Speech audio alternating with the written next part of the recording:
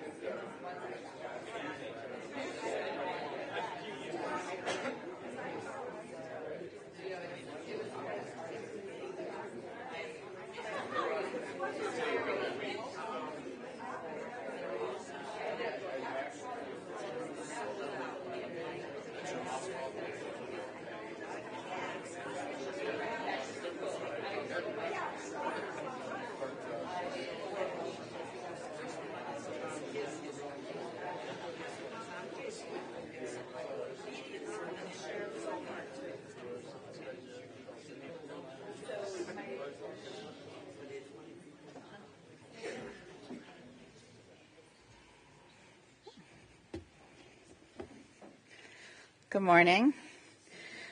My name is Rabbi Shana Nair from suburban Temple, Kolami, and it is my honor to be here this morning as we mourn Beverly's loss and celebrate her life. In order to do that with sanctity, I'm going to ask that you make sure that all of your devices are turned to silent.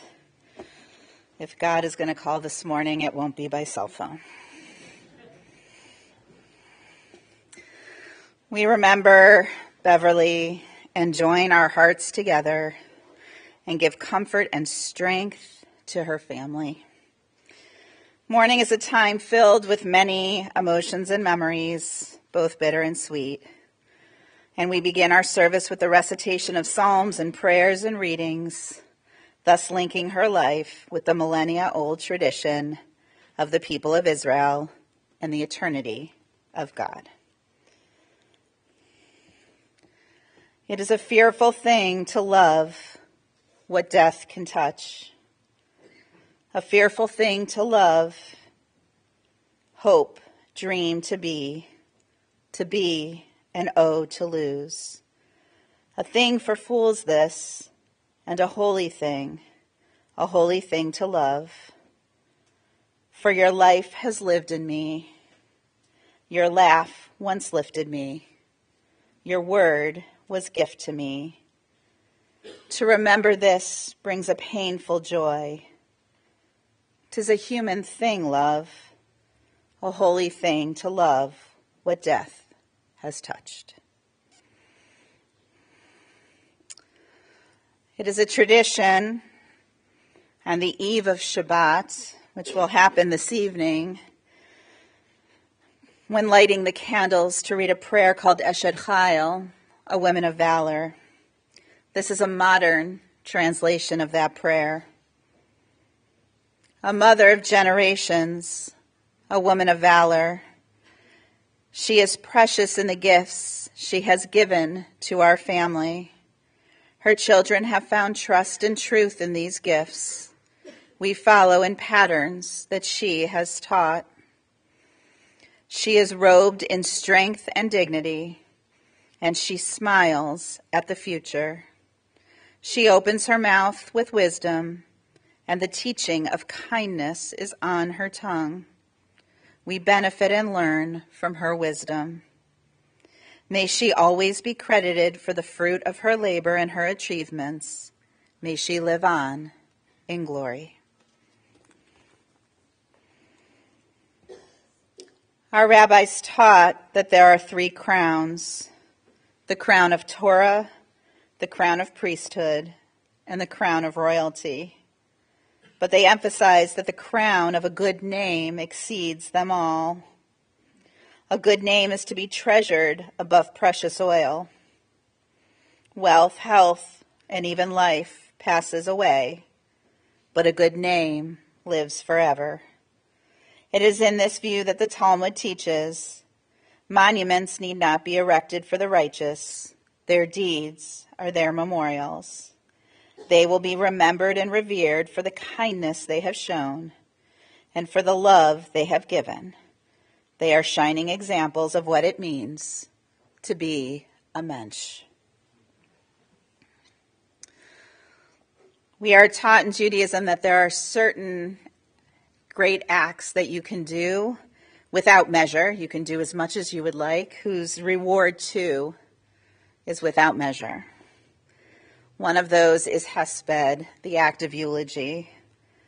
There is no greater gift we can give someone that we love than to share words of love after they have passed. The greatest honor is to be told about someone we love and to share those words. And so, Beverly's grandchildren, a stepchild, and a child will all be here to eulogize her today. We're going to begin with her granddaughter, Cameron.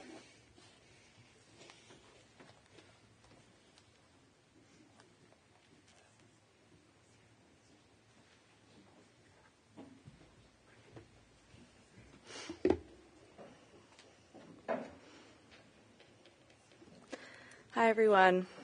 I'm Cameron. Most people know me as Cammie, and I'm Kathy's youngest daughter. I also like to think, maybe like is not the perfect word, but I'm the grandchild who gave Maggie, to all of us, the most stress. Instead of trying to recap Maggie's 89 incredible years, I wanted to write one last letter to her about the last 26 years I was lucky enough to know her. Hi, Maggie. It feels surreal to be talking to you like this. I miss your laugh already, and even the smell of your perfume, which I used to secretly hate. I still probably wouldn't wear it, but now it makes me miss you. I'd like to say I remember when we first met, but it was the day I was born when you tied my belly button, and you never let me forget it. I used to roll my eyes every single time you would tell that story because I had heard it 100 times, but now I look down and think that I literally carry a piece of you, something that you gave me. My real memories of you start in Florida. You in your straw sun visor, your tortoiseshell glasses, and your blue and black one-piece bathing suit. My brother, sister, and I would be in the pool at Pelican Bay, throwing each other around, and I'd hear from your chair, "Oh, Elias, don't do that. Girls, watch out. Please stop." We'd all laugh, and you'd put your hand on your forehead, saying that we'd give you a heart attack. Honestly, though, nothing compared to the day that a raccoon came out from behind your chair at the Ritz. I've never heard someone scream so loud. Every time when we went to Cleveland, you'd let us all pick out one Beanie Baby from your collection, maybe even 2, if we could sneak it. Later in the day, me, you, Gabe, my mom, would sit around the computer using photo booth filters to make us look like squirrels, always followed by a, "You guys are nuts." As I got older, our trips to see you became less frequent. I stayed in New Hampshire, then moved to Colorado, but it was a good thing that you always had Gabe in Ohio. We always knew that she was secretly your favorite. Kidding. As I grew up, I feel like we started to meet each other in new ways. We shared more of the same interests: shopping, talking, being a little bit of a yenta. I loved hearing about your life, everything that came before me, what you were like as a kid, your first date with Harvey, how bad my mom was in high school, and how impressive you are. Maggie, I wish I could have one more ice cream cone with you, one more hug, and one more chance to lose to you in Rummikub. Because of you, I'll always have style, I'll try to have poise, and I'll always remember to pay attention to my posture. Love you so much. Love, Cammie. Elias.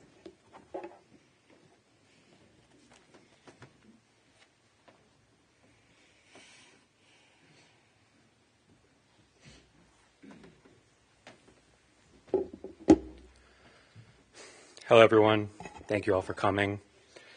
I think seeing all of you here is a testament to the amazing person my grandmother was and the indelible mark she left on others. For those that don't know me, I'm Elias. I'm Kathy's oldest, one of Beverly's grandchildren, or as we all like to call her, Maggie.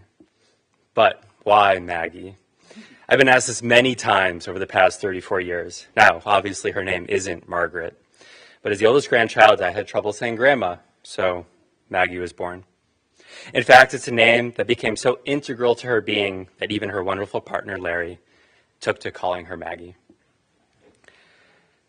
You know, I struggled with what I wanted to say today. How do I put into words my love and appreciation for someone who always gave me unconditional support and love? Do I recount her incredible life, her acts of compassion and generosity, or the fact that she seemed to be a magnet drawing so many wonderful fams and friendly, as evidenced here? Or even her willingness to come and spend an entire weekend in, how shall I say, my unkempt East Village apartment when I was 23 years old living in New York. Ultimately, I thought about what she would want others to know. As I've gotten older, especially after her diagnosis and as a father myself, I found myself thinking about and reflecting on life. I was lucky enough to spend a good amount of time with her over the past few years and took the opportunity to ask her about her life in between games of Rummikub, of course. What was she proud of? What did she regret? Did she feel satisfied? And you know what? No matter what she was going through, no matter how tired or worn down she seemed to be, whenever she reflected on her life, she always told me that she was fulfilled, that she had lived an amazing life. Staring down her own mortality, she seemed truly content. If I can say anything to eulogize Maggie, it would be that she truly lived her life to her fullest. I hope I can be as lucky after 89 years. I'm going to miss you, Maggie. I love you. Thank you. Orly.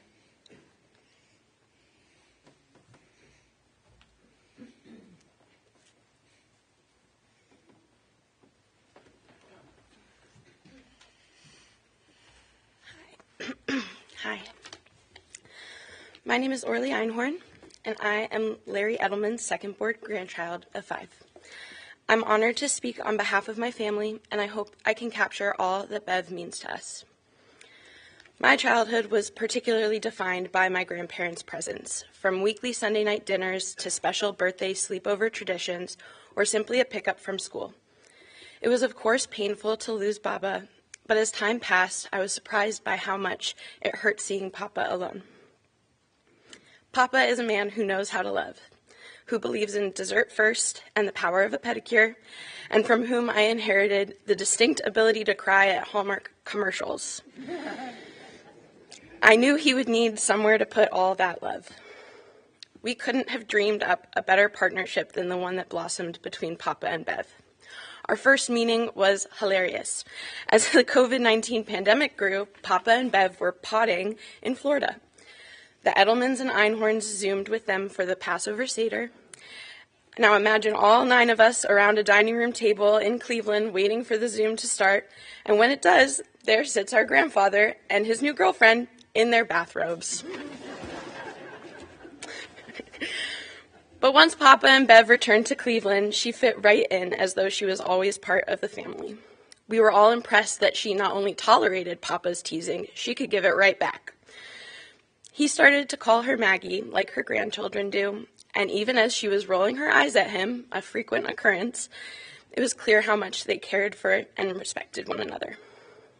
They truly showed that to be young and in love has so much more to do with attitude than with age. When the world began to reopen, we Edelman grandkids had the privilege of being hosted by Bev and Papa in both Naples and Cleveland. Her skill on the golf course may only be matched by her ability to find the perfectly sized Tupperware in which to fit your leftover fruit. And I know my dad is always trying to emulate her in both of those respects. I felt particularly lucky to foster a relationship with Bev, having lost both my grandmothers. She was always ready and willing to share her perspective with me, particularly about politics and world events.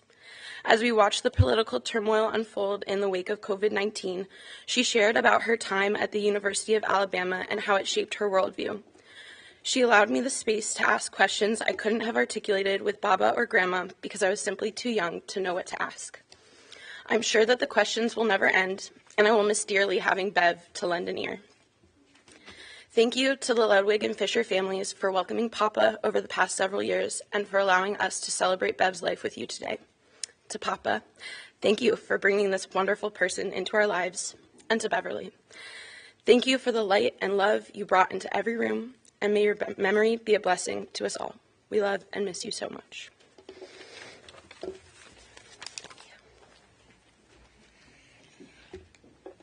Beverly's stepson, Lee Fisher.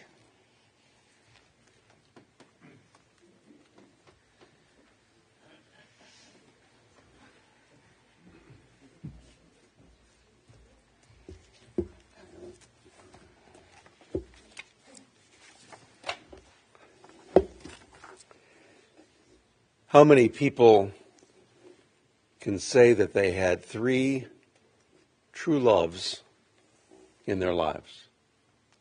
Most of us are very lucky if we just have one. Beverly Ludwig Fisher had 3 true loves in her life. In addition to her and Harvey's children and grandchildren, and the children and grandchildren of Stan Fisher and Larry Edelman. So I want to begin this morning by asking that we pause for a moment and salute and thank the 3 true loves of Bev's life. The 3 men without whom Bev would not have been the same. Tiger Woods, Jack Nicklaus, and Rafael Nadal. Especially Rafael Nadal. I brought a book this morning with me. Some of you have seen it. It's a book about my father's life that he wrote in his own words. And in this book he wrote about meeting Bev and how she changed his life and ours.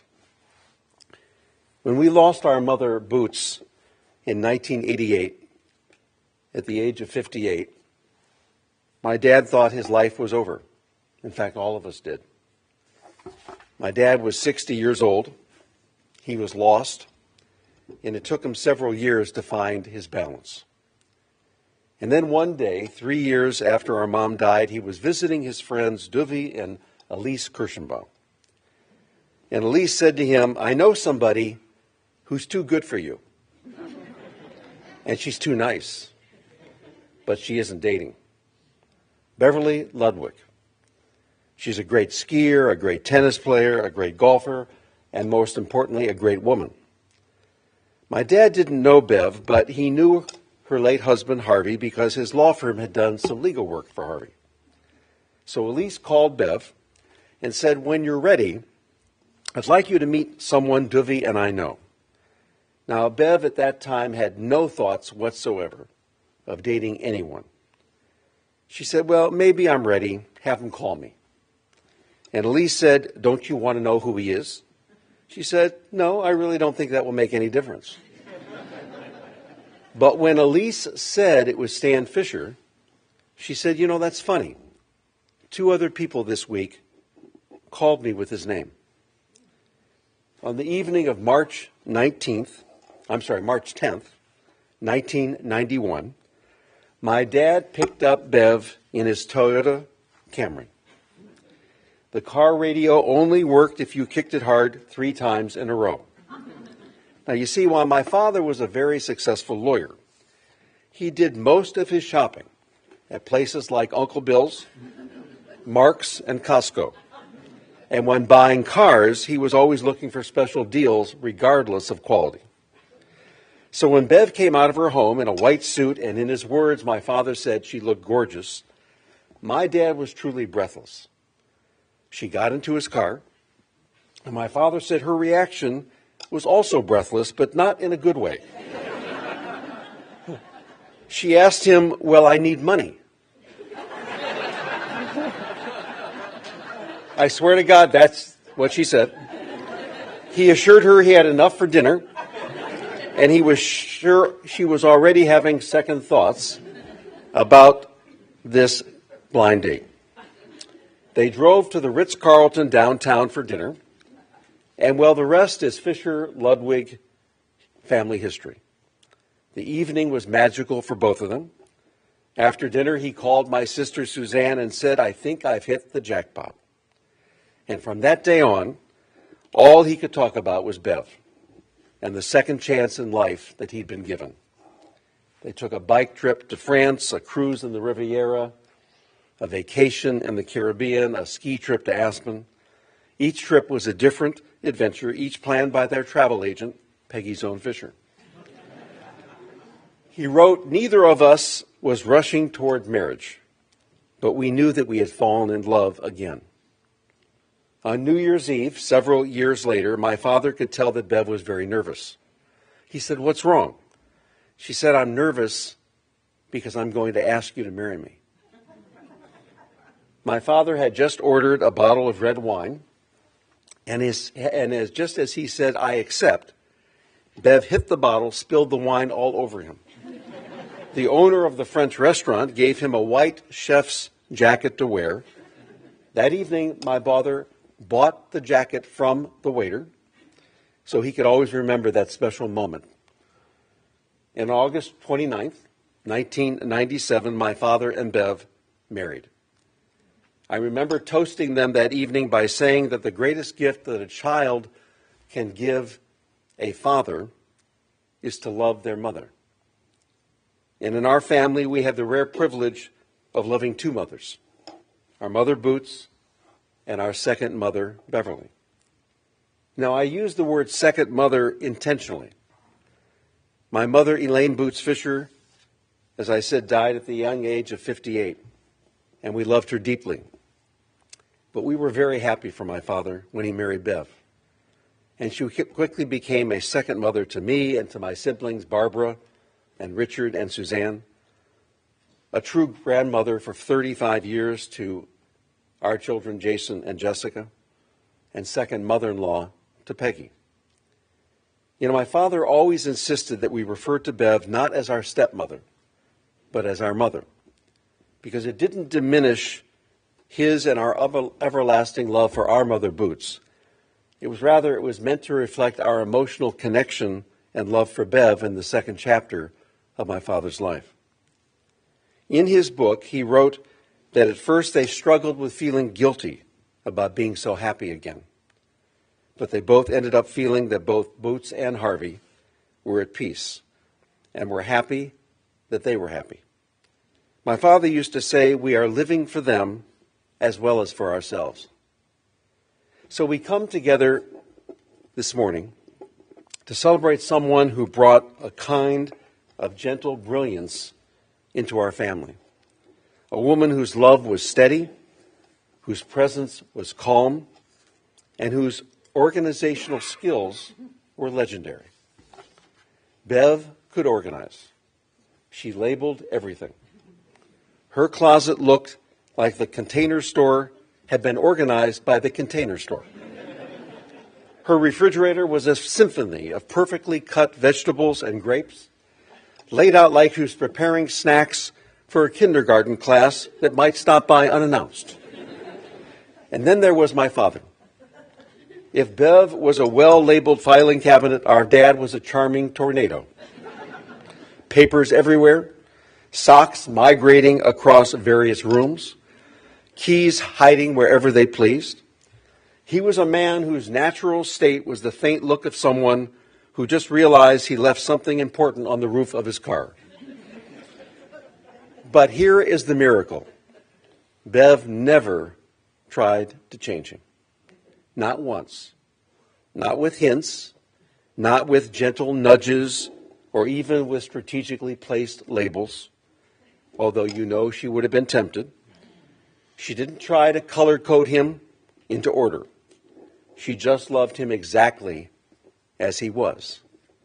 And honestly, that tells you everything you need to know about Bev's heart. Because their marriage worked beautifully. She brought labels and grapes and crisp vegetables. He brought fun, spontaneity, and stale potato chips. They made each other better without ever asking each other to be different. I'm sentimental about a lot of things when it comes to Bev, but nothing moves me more than how she loved my father. She didn't just tolerate his quirks, she embraced them, and he adored her for it. And Bev didn't just organize closets and refrigerators. She helped organize something much bigger, our understanding of family. When she entered our lives, she expanded the very definition of that word. She helped us understand that family isn't limited to biology or history or even the roles that we grew up with. Family is also about the people that we choose, the people who step in gently, lovingly, without replacing anyone or reshaping anything, just adding to what's already there. Larry understands that, just as my father understood it. She didn't try to rewrite the past. She never tried to replace anyone. She simply walked beside Stan and Larry and their families, our families, in the present, and made that present better. We thank her for loving Harvey, for loving our father, for loving Larry, and for loving all of us, and for broadening our understanding of what family truly is. If you judge a life by the love that it gives, then Bev lived a masterpiece. We will miss her kindness, her wisdom, her quiet humor, and yes, the world feels a little less organized this morning. But it also feels incredibly full of the love and the memories and the gentle laughter that she gave us. Many of us spend a lot of our time dreaming of the future, never realizing that a little of it arrives each day. Bev lived in the present. She didn't live her life with should-haves or could-haves or wish-I-hads. She lived her life with I love what I have and who I have, and I want to hold on to them as long as I can. All of us who knew and loved Bev held on to her as long as we could. In her honor, please hold on to each other and accept each other for who you are. And please organize a drawer or a closet this weekend in her honor.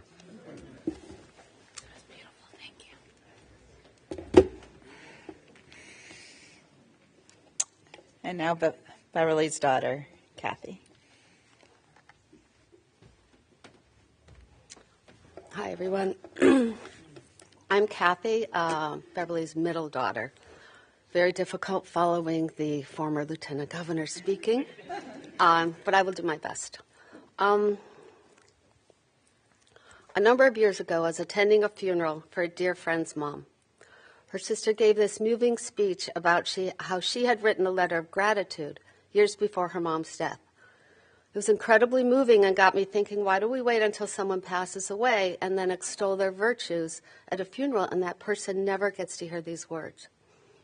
So I wrote my letter of gratitude to my mom and I entitled it Part 1. I didn't want her to think I was done with being grateful. I cannot tell you how much that letter meant to her, just a few pages of making note of what she did for me and how she touched my life. I'm not going to share that letter, mostly because it was for her. However, that well of gratitude runs deep for me, so I want to share part 2. My lens on how I understand and interpret everything changed once I had a child. For instance, when I was about 9 years old and at overnight camp, my mom, like all moms, would write me letters. However, I imagine my letters I received were a bit unconventional, one might say.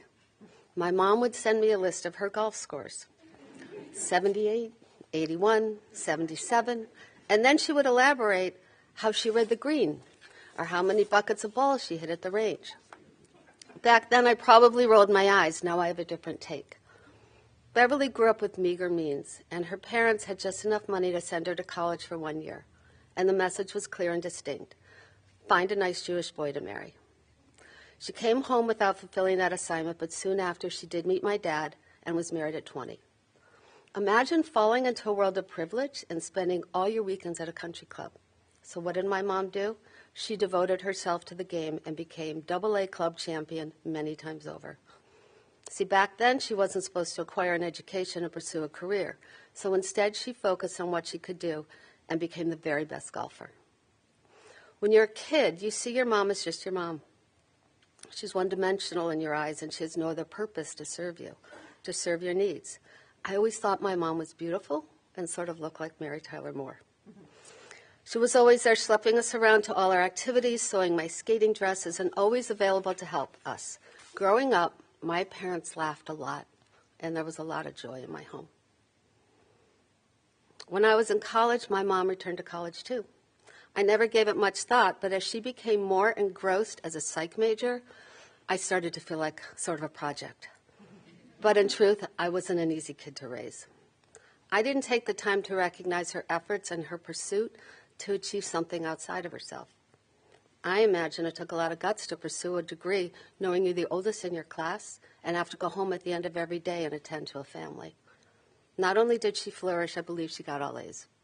She did so well, she furthered her education and was accepted into law school. She was a rock star there, too.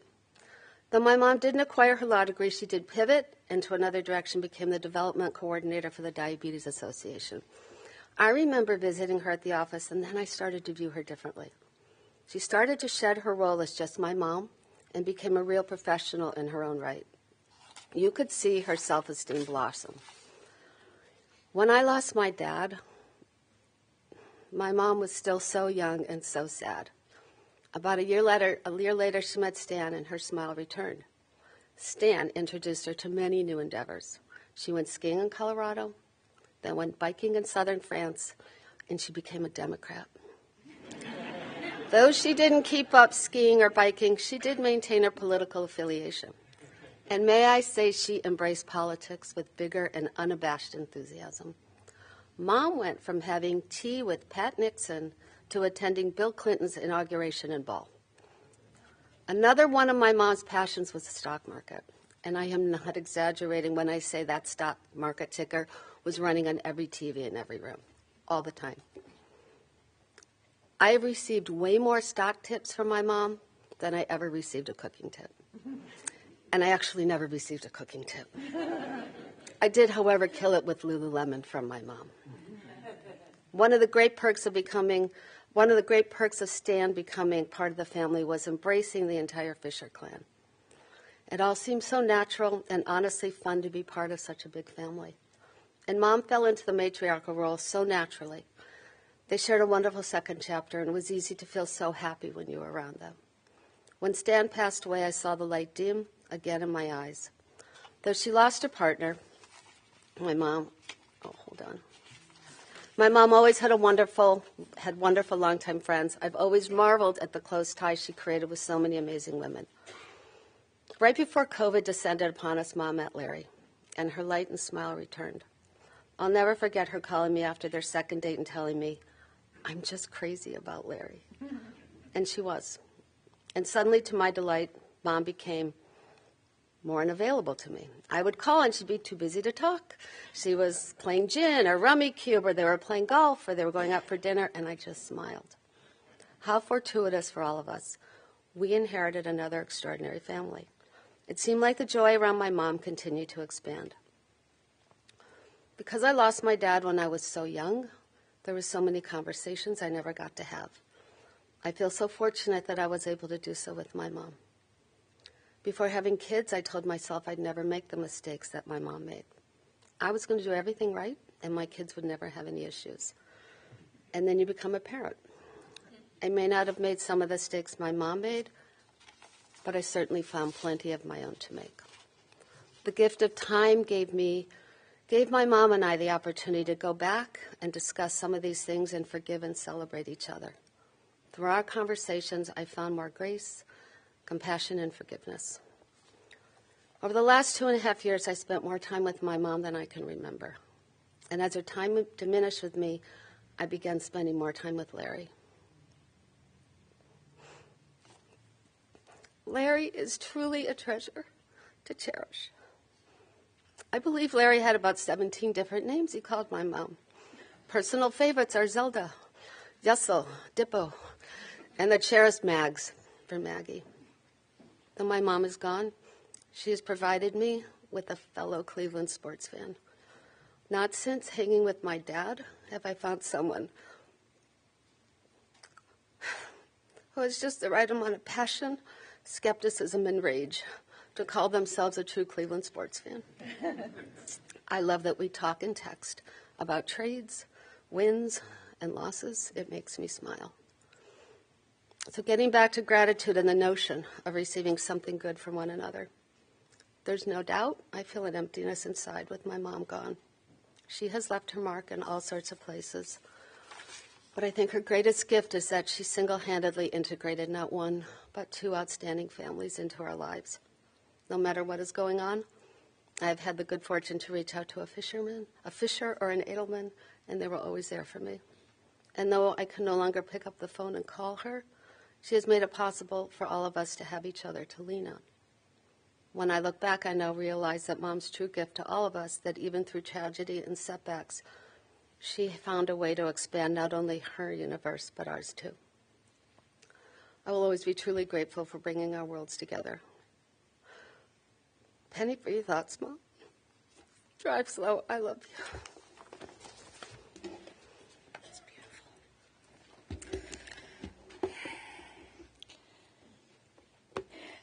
When I first met with the family, they said that Beverly's wish was to keep this brief. So I'm going to conclude with a story that made me think of her. Once there was a child who loved to ask questions. From the time she was young, she questioned everyone and everything. Her questions never stopped, and every answer only gave birth to new questions. She began asking about small things, and as she grew older, she began asking about bigger things. So that by the time she was a young adult, she sought the biggest answers of all, but there was no one in her small town who could answer those questions. You must go and see the Rebbe, her father told her. He will help you find the answers. The Rebbe was a great teacher. He knew the answers to even the biggest questions. He even knew the secrets to life. So the child's mother packed her a bag, and with a hug and love, her parents sent her on her way. She arrived in the Rebbe's town and found her way to the Rebbe's school. She listened intensely to the Rebbe's lessons and was thrilled at the prospect of finally finding the answers. At last, she was shown to see the Rebbe. "Great Rebbe, please teach me about life," the student pleaded. "I want to learn the secrets of life." The Rebbe stared into her face for some time and at last responded, "I will teach you. But first, tell me, do you have a place to stay?" "A place to stay?" she asked. "I don't need a place to stay. I just want to know the secrets of life. Yes, of course. But first, find a place to stay. Then I will tell you the secrets. The student left the Rebbe's presence. She wasn't happy about the delay, but she knew that she must obey. She scoured the town searching for an inn, a room, a loft, even just a spare bed. But nothing was available. And she understood that if she was going to find a place to stay, she was going to have to build one for herself. So she found a good-hearted carpenter who offered to share his skills and lend his tools. And she set about working to build a home. She didn't know if she could do this, and she had never tried before. But she knew she must try, for only then would she learn the secrets of life. It wasn't easy. Each time she put up a wall, it fell down. Each time she tried to cover the roof, it fell in. But she persisted. And finally, the walls stayed up, and the roof stayed up, and the windows and the doors open and shut, and the student realized she had built herself a home. It wasn't big, and it wasn't all that pretty, but it was cozy, and it was warm, and it was hers. She had never thought she could do such a thing, but she had done it, and she returned to the Rebbe. Rebbe, I built myself a home. I would never have believed I could do it, but I did. And now please share the secrets of life with me. The Rebbe looked into the student's face for some time, and finally he said, of course, but first tell me, do you have a job? A job, she said. No, I came for the secrets of life. I have no need for a job. Go find a job, and then I will share them with you. The student left the Rebbe. She knew she must obey her teacher if she was going to ever find out the secrets of life. The village baker was advertising for an apprentice. The student offered herself. She had never worked so hard in all her life, from early in the morning until late at night, but she learned. She learned how to turn flour and water into fine loaves of bread and sweet cakes. She learned the joy of serving her neighbors, and when she mastered the trade, the village baker made her his partner. On that day, the student took a basket of breads and cakes and brought them to the Rebbe. Rebbe, you told me to find a place to stay. I built a home. You told me to get a job. I learned a trade. Look, I've brought you the fruits of my labors. Please share with me the secrets of life. The Rebbe looked into the student's face, and finally he said, are you married? Married, she said. Why should I be married? I came to learn the secrets of life, not to get married. Of course, said the rabbi, but first go and get married. Then you'll learn the secrets. The student was frustrated and angry, but what could she do? She couldn't argue with the Rebbe. In town, there was someone the student liked, and she suspected it was mutual. So they began to spend time together, and they fell in love. In her whole life, she had never known that she could love someone as much as she loved this man. They married. Their wedding was simple but warmed by love. They moved into the home she had built, and they shared the fruits of her labors. The student returned to the Rebbe. Rebbe, you told me to find a place to stay. I built a home. You told me to find work, and I learned a trade. You asked me to get married. I found my beshert, my true love. I never knew I could love anyone as much as I love him. We are married now, Rebbe. Please teach me the secrets of life. Do you have children? You see where it's going, right?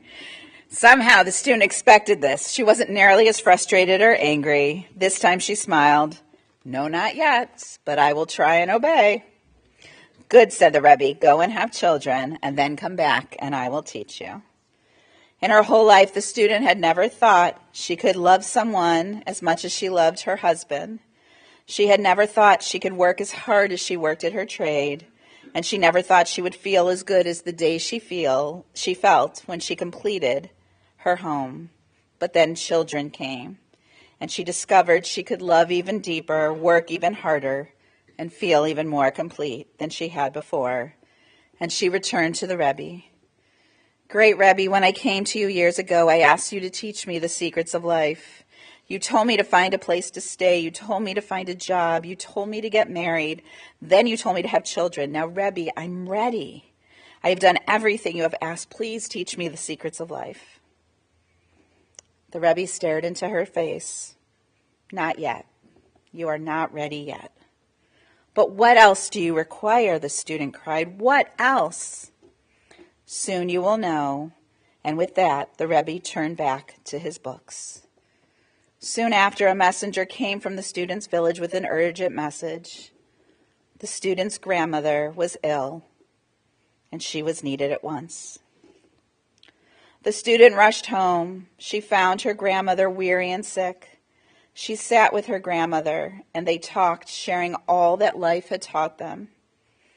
And when her grandmother realized that her grandchild had grown into an adult, learned and wise, she smiled weakly, fell asleep, and peacefully died with her child beside her. The student cried with a sadness she had never felt before. She loved her grandmother and missed her so much. She knew no way to escape her loneliness and pain. She asked herself, how could she ever feel good again? How could she ever find a way back to life? But as the days went by, sweet memories of her grandmother replaced some of the pain, and she found a way back to life, to her family, to her happiness, to the Rebbe. Great Rebbe, the student declared, I loved my grandmother so much I never thought I could say goodbye. I never thought I could overcome my sadness and pain. But my grandmother taught me to love life as she did, and so I have found a way to remember her and yet feel happy. Am I ready to share the secrets of life? Yes, my child. Now you are ready to hear the secrets. The Rebbe took a deep breath. He stood and walked to the windows and stared at the sunset outside. You came here years ago looking for life outside of yourself, far away, up in the universe. But the best place to find life is within, in your ability to grow, to learn, to build, to produce, to love, to share, to care, and to overcome pain. You need no more secrets. You have already found the life you came looking for, my child. You already know the secrets. The student listened to every word. She knew the Rebbe was right. Had she heard these words years before, when she first arrived, she would have slammed her fist down in frustration. But now, having done all the Rebbe asked, having built a home and made a living, having loved a spouse and cared for a family, having said goodbye to her grandmother, she knew in her heart that the Rebbe was right. All the secrets she needed were already hers. Well, I've only gotten to know Beverly recently, and mostly through those who knew and loved her best. I can tell you with certainty that she knew the secrets not only to life, but to a life well lived. She built a loving home, found meaningful work, found love with 3 incredible men, and loved and was loved by so many wonderful children, grandchildren, and great-grandchildren. And while her life was certainly not free of pain and sorrow, it was also filled with great joy and gratitude. Yes, Beverly knew the secrets to life, and we are all blessed for her willingness to share those secrets with us. May we honor her memory by living a life full of joy and gratitude and love.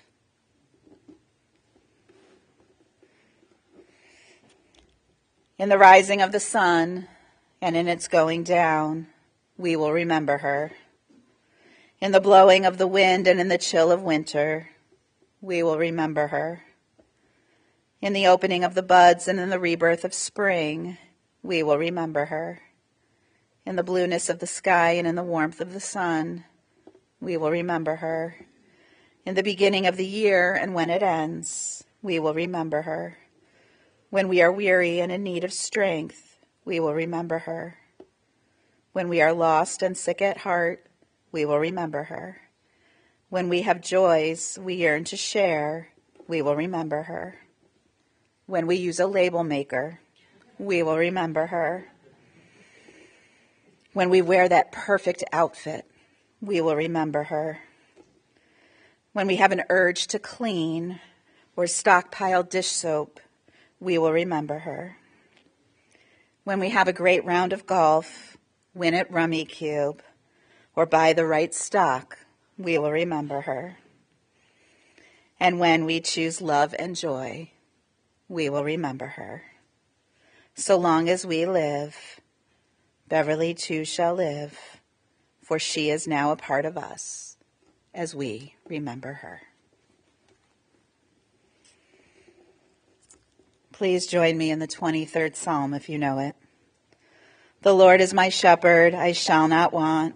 He maketh me to lie down in green pastures. He leadeth me beside the still waters. He restoreth my soul. He leadeth me in the paths of righteousness for his name's sake. Yea, though I walk through the valley of the shadow of death, I will fear no evil, for thou art with me. Thy rod and thy staff, they comfort me. Thou preparest a table before me in the presence of my enemies. Thou anointest my head with oil. My cup runneth over. Surely goodness and mercy shall follow me all the days of my life, and I will dwell in the house of the Lord forever. Our service here will conclude in just a moment with one of two memorial prayers, Al Malei Rachamim. Then interment will follow immediately at Lakeview Cemetery. The family will observe Shiva at Mayfield Country Club following interment until 6:30 this evening. Please rise for Al Malei Rachamim.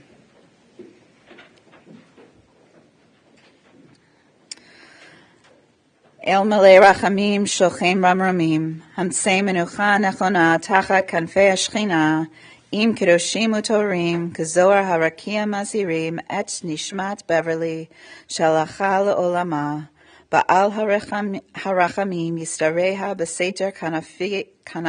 Beseter Kanafav Le'olamim Vayitzror Bitzror HaChayim Et Nishmata Adonai Hu Nachalata V'tanuach Bashalom Al Mishkava V'nomar Amen.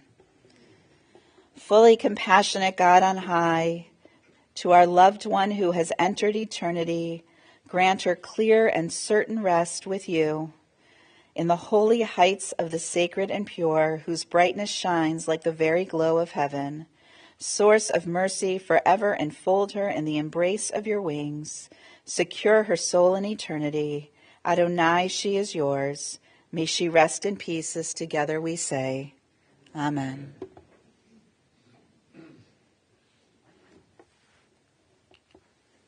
Our service here is now concluded. Please remain standing as we await instructions from those here.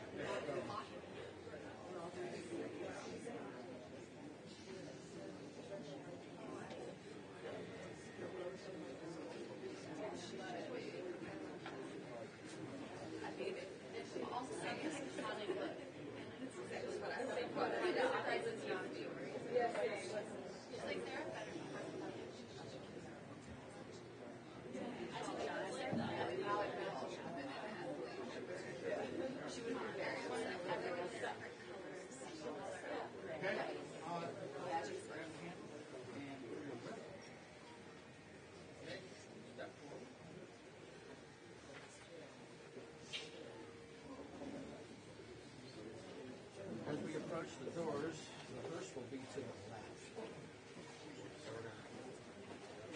Bring it out. Turn left. Family, right out here to the right. Okay, thank you.